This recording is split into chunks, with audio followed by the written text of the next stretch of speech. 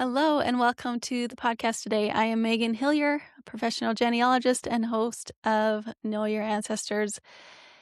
And I just wanted to be a little bit real with you today. Last night, I found myself crying, sitting on the couch, reading this uh, biography of my grandparents. This book actually has a bunch of biographies of my ancestors that my parents compiled, but I was reading about my grandparents and made me feel a lot better, more empowered, and capable of what I needed to do moving forward. So I'll back up a little bit. These past few weeks, just a bunch of things keep happening. Like, first, I went downstairs, our basement, there was a bunch of water in the basement. I was like, oh crap, what is happening? Figured out that our tub was leaking.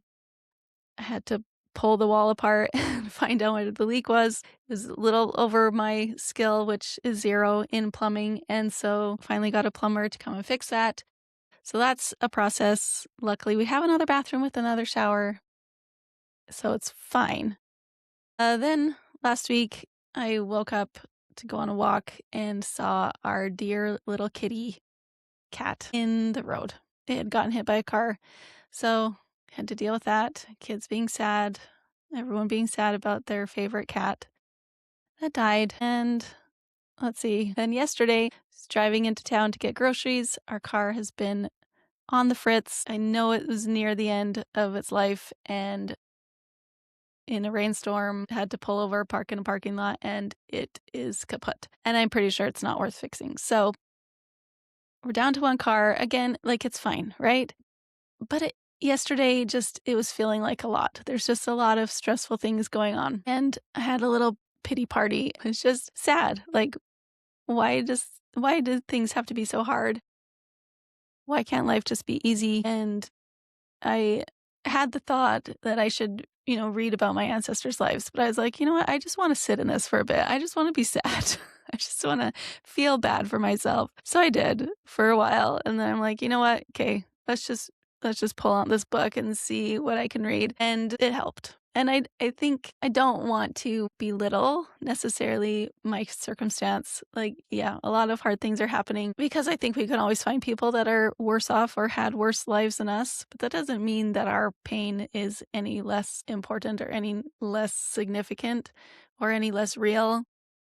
But it can give us perspective. And especially when we are learning about the hard things that our ancestors went through, it can help us draw on their strength. So that's what I wanted to take from that experience. Not that my pain isn't hard enough to worry about or like I'm okay, but that I'm built from tough people that endured lots of hard things and got through it.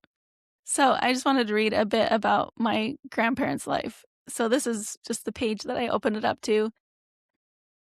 They had just sold their house and decided to buy a farm. My grandpa decided that with 4 sons and 2 daughters, he decided he wanted to teach his kids how to work and felt like buying a farm was the best way to do that. And so they looked for a farm, they found something, they sold their house, but the farm, they couldn't take possession of it until April. And I think they had sold their house like in November or something. So it says Earl and Nellie needed somewhere to live. Nellie's mother, this is my grandma, Nellie's mother, Nana, let the family move in with her. Nana lived in a small 2-bedroom house on the south side of the town. Nellie's youngest brother, Philip, was still living at home. There was no way all the Ellingsons could sleep in the house, but Nana had a small shack in the backyard that would serve as sleeping quarters for Earl and the 4 boys. It was really crowded, but they survived the winter. Earl learned that they could not take possession of the farm until April 1st, 1958. So they all settled in for a cozy winter. Earl was still working at the sugar factory and milking cows. And anyways, so it talks a bit about their farming experience once they did endure the winter and get to running the farm. That was also a struggle. They didn't even have money to purchase their farm, so they had their church helped them come up with a loan for purchasing the farm. They were able to get it, and they paid off that bill to the church first. It says the first years on the farm were very difficult. Not having irrigation meant Earl had to rely on the rain. The years of 1958 to 60 were dry. With the dry weather also came the famous Chinook winds. In the spring, the wind blew almost unmercifully. Children remember walking home from school in literal dust storms. Topsoil piled up along the fences on the farm as well as everywhere else. The next year was not much better. It was a good thing that Earl kept his job at the sugar factory. Without that income, the family would not have survived. Both Earl and Nellie worked hard during the years on the farm. Earl was up early, milking and doing whatever farm work he could do before leaving to be at work before 8 a.m. Nellie had the home to maintain. She also had a large family to bake for.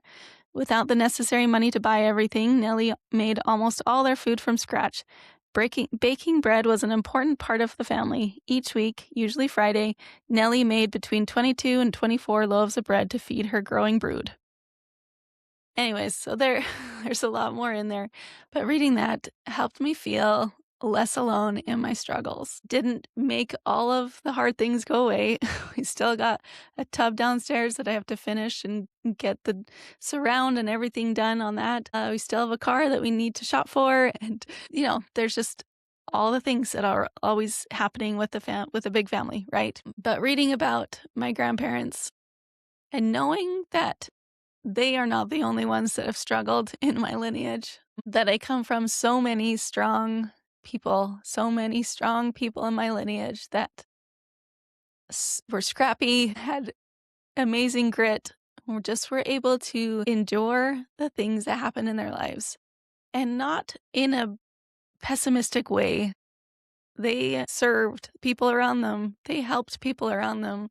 They were grateful for what they had, and they just continued to carry on, to make things work, to figure it out, and to have a good life. And so, yes, I had a bit of a pity party last night where I felt like, you know what? Why do things have to be so hard? And grateful that I was reminded that I can do hard things, that I have amazing strength in my lineage, and that is a part of me. So I encourage you, if you have stories, if you have some of these books like me that are just collecting dust on your bookshelf, go pull them out and read them.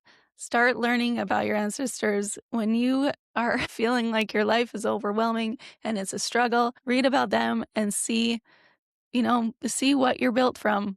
See what struggles your ancestors went through. I can show you that you can do it too. And if you don't have stories like that about your ancestors, I'd love to help you find them. You can send me a message, or you can go to knowyourancestors.co/origin. That is the first step for starting, where we can get all the information that you already have about your family, and we can go from there and see what we can do moving forward and create a plan for how to find more information about your ancestors. So thanks so much for listening today. This was a really short little podcast, but I want to just keep coming on here. Sometimes I have longer things to share than on Instagram, and I'm grateful that I have a place where I can share this. So thanks so much for listening today, and we'll see you next week.